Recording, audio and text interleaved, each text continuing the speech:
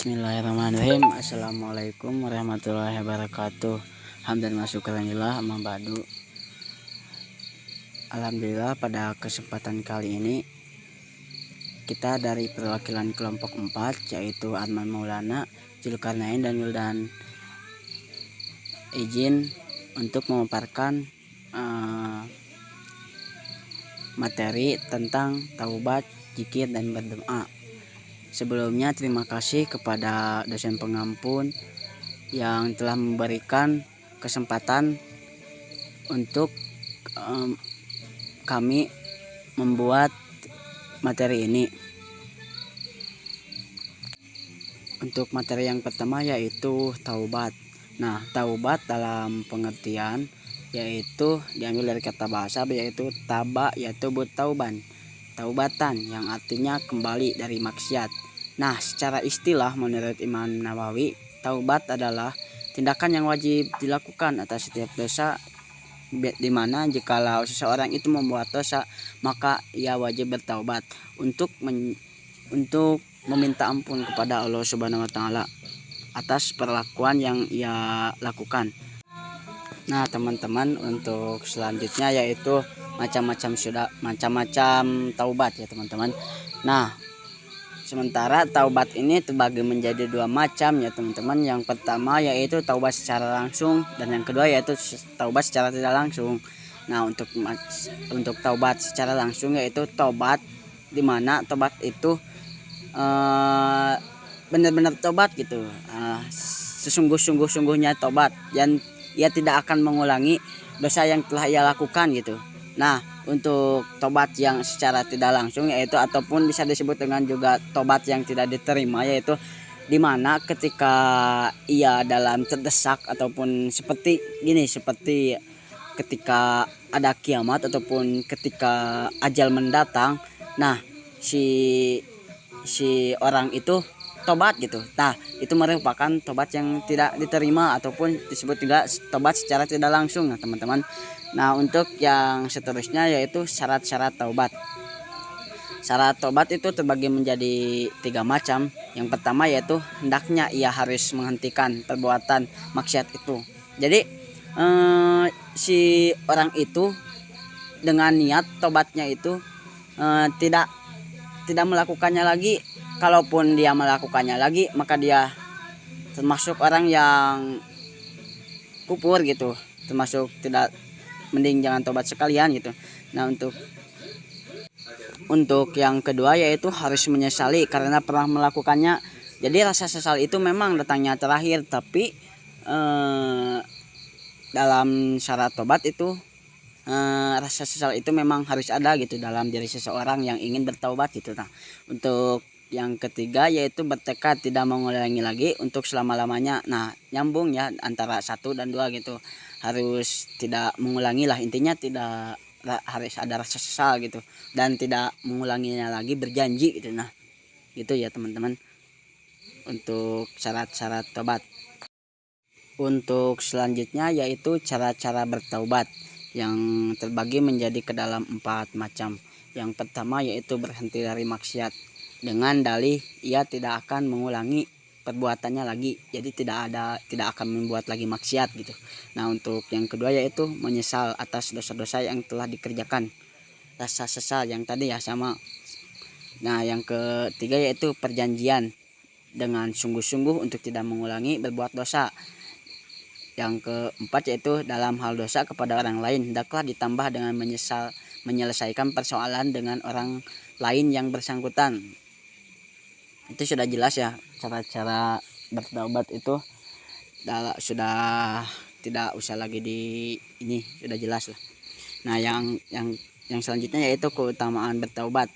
Nah, untuk keutamaan bertaubat juga mempunyai keutamaan ataupun mempunyai hikmah juga dalam bertaubat. Nah, gitu. Untuk yang pertama yaitu penghapusan kesalahan sehingga pelakunya itu tidak menjadi seperti orang yang tidak mempunyai dosa gitu. Nah, untuk yang kedua yaitu memperoleh derajat yang menjadikannya kekasih Allah jikalau ia bertaubat gitu.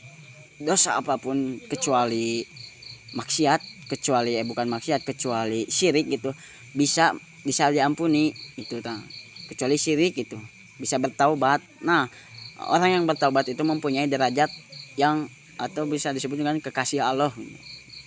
Masa kalian tidak mau sih menjadi kekasih Allah? Makanya itu kalian yang mending inilah. Nah, untuk teman-teman, untuk selanjutnya yaitu Al-Quran dan hadis tentang taubat ya. Eh, dalam Quran surat At-Tahrim ayat 8 yang berbunyi, A'udzubillahi minasyaitonirrajim. Bismillahirrahmanirrahim. Ya ayyuhalladzina amanu tubu ilallahi taubatan nasuha asa rabbukum ayyukaffira ankum syai'an takum wa yudhilakum jammatin tajri min tahtihal anhar, yang artinya, hai orang-orang yang beriman, bertaubatlah kepada Allah dengan bertaubat nasuha, ataupun taubat nasuha itu bisa disebut dengan taubat yang semurni-murninya, yang sungguh-sungguh gitu. Nah, mudah-mudahan Tuhanmu akan menutupi kesalahan-kesalahanmu dan memasukkanmu ke dalam jannah ataupun surga yang mengalir di bawahnya sungai-sungai. Quran surat At-Tahrim ayat 8. Untuk selanjutnya yaitu hadis tentang taubat. An bin Yasarin al-Mujani radhiyallahu anhu anna Rasulullah sallallahu alaihi wasallam qala ya ayyuhan nasu tubu ilallahi fa inni atubu fil yaumi ilaihi mi'ata marrah. Dari Al-Aghar bin Yasar al-Muzani, semoga Allah meridainya, bahwasanya Rasulullah sallallahu alaihi wasallam bersabda, wahai manusia, bertaubatlah kepada Allah karena aku bertaubat 100 kali dalam sehari. Nah, untuk Rasulullah juga yang sudah tentu suci gitu, taubatnya itu bisa 100 kali sehari. Masa kalian enggak gitu untuk bertaubat yang atau contoh saya gitu yang banyak dosanya ya. Harusnya kita itu bisa bertaubat seperti yang dicontohkan oleh Rasulullah. Beliau juga bertaubatnya itu 100 kali sehari. Mungkin ayat-ayat dan hadis-hadisnya bisa kalian baca biar gak terlalu lama ya teman-teman. Mungkin sekian dari materi tentang taubat. Untuk selanjutnya yaitu Saudara Zulkarnain tentang zikir. Pengertian zikir. Zikir berasal dari bahasa Arab yaitu dzikr, yang berarti mengingat atau menyebut. Dalam konteks agama Islam, zikir merujuk pada aktivitas mengingat Allah melalui penyebutan nama-namanya, kalimat-kalimat pujian, serta doa-doa. Zikir ini merupakan salah satu bentuk ibadah yang sangat dianjurkan dalam agama Islam dan memiliki banyak keutamaan. Lalu yang selanjutnya ada jenis-jenis zikir. Zikir terbagi menjadi 3, yaitu zikir lisan, zikir hati, dan zikir berjamaah.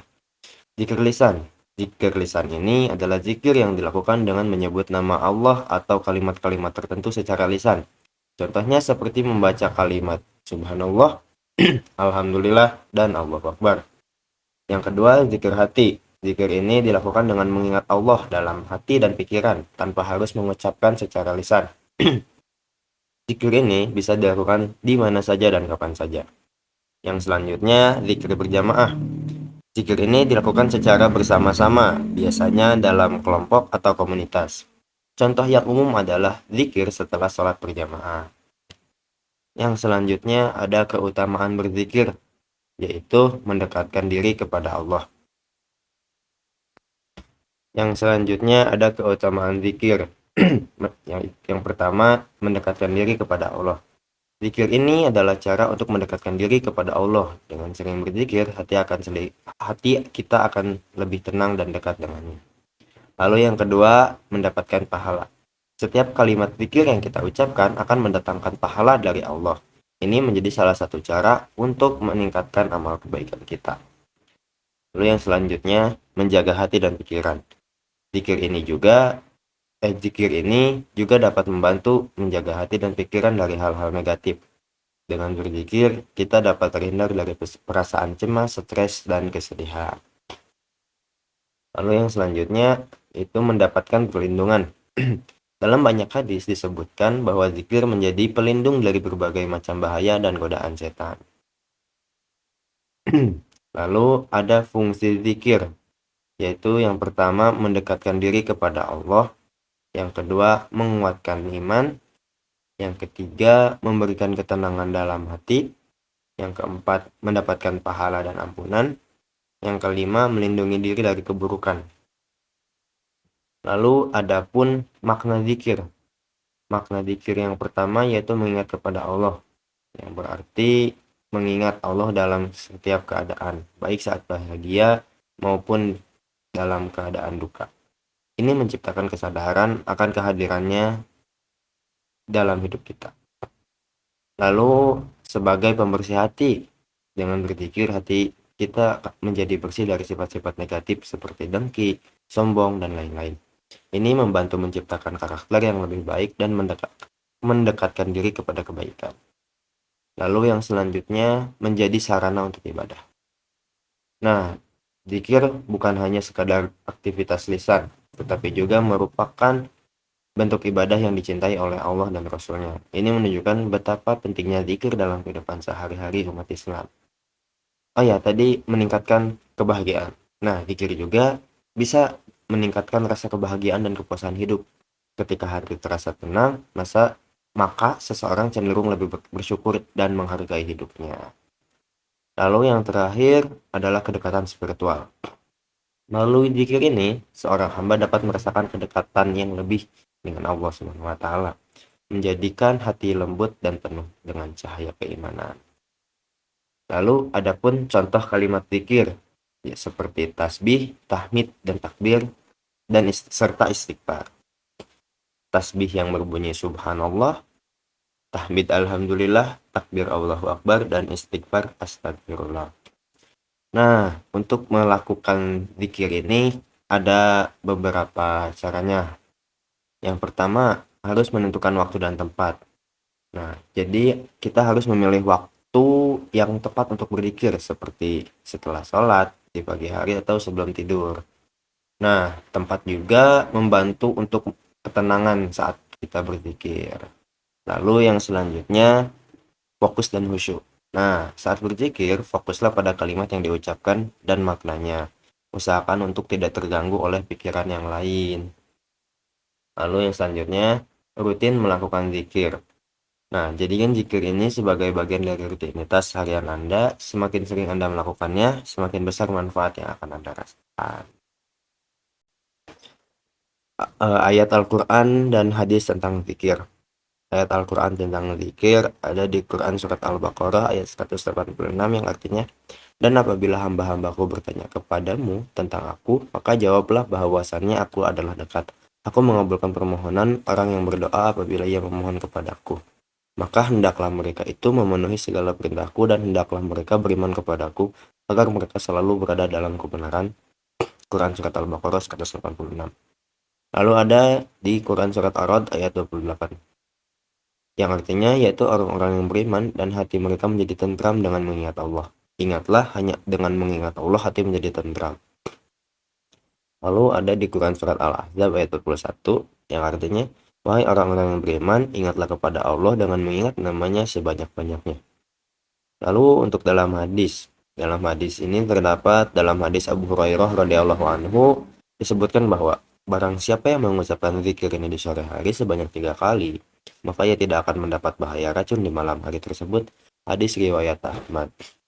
Lalu adapun dari Abdullah bin Busr radhiyallahu anhu bahwa ada seorang lelaki berkata, wahai Rasulullah, sesungguhnya syariat Islam ini telah banyak bagiku. Maka beritahulah kepadaku sesuatu yang bisa aku genggam selalu. Lalu beliau menjawab, hendaklah lisanmu selalu basah karena berzikir kepada Allah. Hadis riwayat Tirmidzi. Lalu ada hadis yaitu, hendaklah masing-masingmu setiap pagi bersedekah untuk setiap ruas tulang badannya. Maka tiap kali bacaan tasbih adalah sedekah, setiap tahmid adalah sedekah, setiap tahlil adalah sedekah, setiap takbir adalah sedekah. Menyuruh kebaikan adalah sedekah, melarang keburukan adalah sedekah, dan sebagai ganti dari semua itu, cukuplah mengerjakan 2 rakaat salat duha. Hadis riwayat Ahmad, Muslim, Abu Daud. Nah, teman-teman, untuk materi selanjutnya yaitu doa yang akan disampaikan oleh Saudara Wildan. Baik teman-teman, untuk selanjutnya yaitu doa. Untuk pengertian doa menurut KBBI adalah harapan, permintaan dan pujian kepada Tuhan. Dari segi bahasa, kata doa berasal dari bahasa Arab, yaitu da'a, yada'u, da'autun, yang artinya mengandung arti memanggil, mengundang, minta tolong dan meminta tolong ataupun memohon. Intinya doa itu bisa disebut dengan meminta kepada Allah Subhanahu wa taala. Untuk selanjutnya yaitu keutamaan berdoa. Berdoa juga mempunyai keutamaan. Banyak keutamaan yang kita bisa peroleh dari berdoa. Ada yang pertama yaitu keutamaan doa di sisi Allah melebihi dari segala keutamaannya. Yang kedua yaitu doa adalah senjata bagi orang-orang mukmin. Yang ketiga, doa adalah zikir kepada Allah Subhanahu wa taala. Dan yang keempat, berdoa berarti mengingat Allah Subhanahu wa taala, juga bisa termasuk juga ke dalam zikir ya teman-teman, yang disampaikan oleh Zulkarnain. Untuk selanjutnya yaitu ada berdoa dalam Islam. Berdoa juga harus memakai adab biar kita dikabulkan gitu. Yang adab yang pertama yaitu memanfaatkan waktu yang diberkahi seperti hari Arafah, bulan Ramadan, hari Jumat, dan waktu sahur. Mumpung kita lagi puasa, maka kita waktu sahur itu diusahakan juga kita berdoa tahajud gitulah intinya mah. Yang kedua yaitu mengkokohkan kepercayaan bahwa dosa itu akan diperkenankan Allah dan tidak merasa gelisah jika orang itu belum terkabul. Yang ketiga yaitu mengulang-ulang doa itu 2 atau 3 kali, sesuatu yang sangat kita dambakan. Akan lebih baik jika dibaca berulang 2-3 kali. Yang keempat yaitu merendahkan suara, tidak keras ataupun tidak kecil, biasa saja gitu. Yang kelima yaitu tidak membuat sajak dalam berdoa, tidak dilakukan gitu. Yang keenam yaitu meminta dengan kesungguhan serta yakin akan dikabulkan dan benar-benar berharap gitu supaya dikabulkan doa itu. Ayat Al-Quran tentang berdoa dalam Quran surat Al-Mu'minun ayat 60 yang artinya, dan Tuhanmu berfirman, berdoalah kepadaku, niscaya akan ku perkenankan bagimu. Sungguhnya orang-orang yang menyombongkan diri dari beribadah kepadaku, berdoa kepadaku akan masuk neraka jahanam dan dalam keadaan hina. Nah, dalam Al-Quran juga diterangkan dalam surat Al-Baqarah ayat 186 yang artinya, dan apabila hamba-hambamu bertanya kepadamu tentang aku, maka sesungguhnya aku dekat. Aku kabulkan permohonan orang yang berdoa. Apabila dia berdoa kepadaku, hendaklah mereka tidak memenuhi perintah, haruslah memenuhi perintahku, dan berimanlah kepadaku agar mereka memperoleh kebenaran. Quran surat Al-Baqarah ayat 186 tentang berdoa.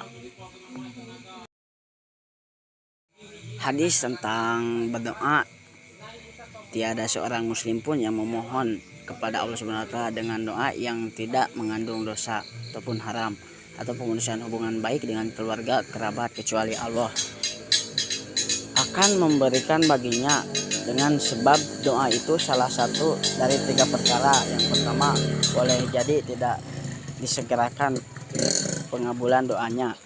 Yang kedua, atau Allah akan menyimpan untuk kebaikan pahala baginya di akhirat. Yang ketiga, atau akan dihindarkan darinya keburukan bencana yang sesuai dengannya. Para sahabat radhiyallahu anhu kata, kalau begitu kami akan memperbanyak doa. Rasulullah SAW bersabda, Allah lebih luas. Hadis yang kedua yaitu, barang siapa yang tidak meminta kepada Allah, maka Allah akan memurkainya. Nah teman-teman, terima kasih kepada semua yang telah memperhatikan materi yang kami sampaikan, yaitu tentang taubat, berzikir, dan berdoa. Mohon maaf bila banyak kesalahan. Bila ada yang ingin ditanyakan, silahkan kirim di grup WA. Terima kasih. Wassalamualaikum warahmatullahi wabarakatuh.